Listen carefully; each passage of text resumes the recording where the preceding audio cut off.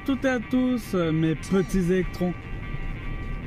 Alors aujourd'hui, qu'est-ce que je vais vous dire? Eh ben, j'ai fait l'essai de cette fameuse 500i de chez Fiat. D'ailleurs, je les remercie de me l'avoir prêté pour faire des 100 km au kilowattheure. Donc du coup, qu'est-ce qu'elle dit cette fameuse voiture? Eh ben elle dit que Fiat a fait l'effort de mettre une e-pédale à cette voiture. Ça c'est vraiment magique. Alors vraiment, vous n'avez plus besoin du frein. C'est impossible que vous appuyez dessus, à part si vous arrivez trop vite sur quelqu'un. Dans ce cas-là, c'est vous qui avez mal conduit ou que vous n'avez pas vu l'obstacle. Mais sinon, vous n'avez pas d'excuse pour mettre le pied sur le frein. La voiture s'arrête vraiment à zéro, pas de problème. Alors combien de kilowatts elle consomme aux 100 km? C'est la question que tout le monde se pose. Et ben on a testé, on est allé en haut de Cessin, on est redescendu par Clé, nous sommes allés après direction le lac de la Terrasse, où nous sommes passés devant, nous avons fait un petit peu de route un peu plus loin, et arrivé au 50, nous avons fait demi-tour, la même route, pour voir combien elle consommait cette voiture aux 100 km.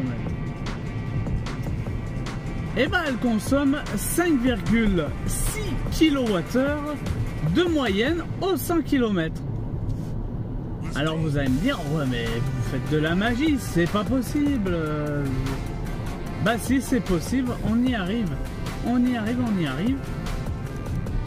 Alors la conduite, bah vous la connaissez maintenant si vous suivez ma chaîne. C'est de la conduite en mode éco.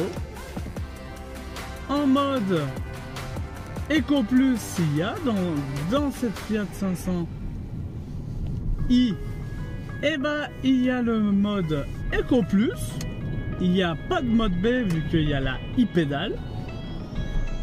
Franchement, elle a tout pour plaire. Nous étions partis avec 130 km. Alors très clairement, on a perdu, allez, 10 km sur les 130 qu'on devait faire. C'est pas grand chose de perdu pour de l'hiver hein, quand même. À 5,6 kWh, rien à dire. Même ma voiture en hiver, elle consomme plus. Donc très clairement, si on a le plein complet, sachant que c'était la grosse batterie qu'on avait, parce qu'il y a la petite batterie et la grosse batterie, ça je vous laisse aller voir les vidéos de mes confrères, ils vous l'expliquent intégralement, donc pas de souci à ce niveau là. Donc c'est une voiture qui n'est pas forcément efficiente, mais vu que le moteur ne consomme pas grand chose, et bah ça équilibre les masses.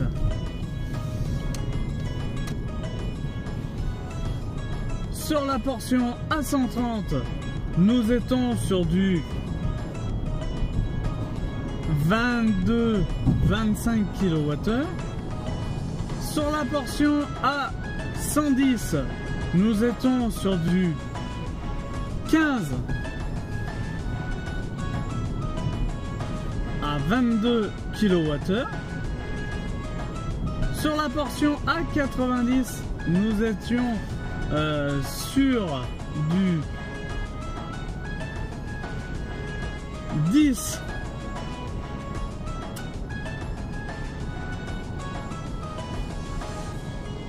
10 à 15 kWh.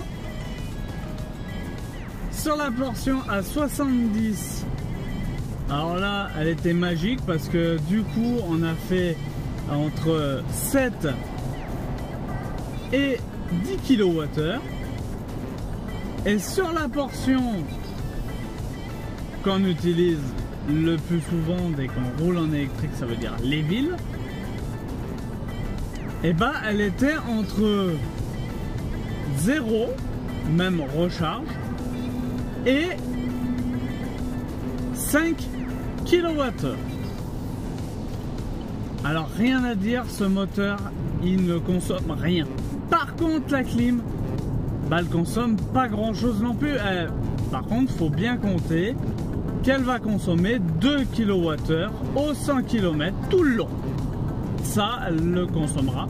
Je n'avais pas le poste, donc avec le poste et les enceintes tournantes, comptez quand même, on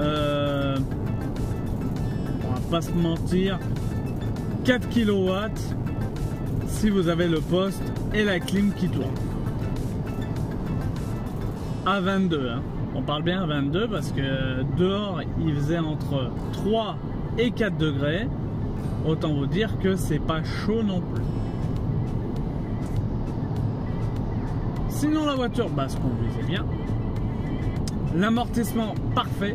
Par contre le toit ouvrant, je suis pas sûr que c'est ça qui va vous faire économiser parce que ça rajoute du poids vu qu'il y a une motorisation en plus. Ça vous rajoute de l'énergie en plus parce que par défaut dès que vous l'ouvrez c'est de l'énergie de perdu. Bon, c'est un bon gadget, vous pouvez l'utiliser, mais préférez quand même le toit en tôle. C'est mon conseil, si vous voulez faire beaucoup de kilomètres, c'est possible avec un toit en tôle. On va essayer d'en avoir une en été pour vous faire voir la différence. Sur le même trajet, comme ça c'est tip top, on peut pas se tromper. Mais voilà, au 100 km, elle vous fera du 5,6 kW avec la conduite que je vous explique sur mes vidéos. Alors celui-là qui aura le pied lourd ou qui se mettra en mode normal, c'est mort. Vous ne pourrez pas y faire, hein. C'est cuit. En effet, les 250 et encore, va falloir jouer sur la clim. Donc moi je vous dis à très bientôt pour de nouveaux essais, des nouvelles vidéos. N'hésitez pas à mettre un gros pouce bleu, à vous abonner à la chaîne, à mettre un commentaire si vous en avez.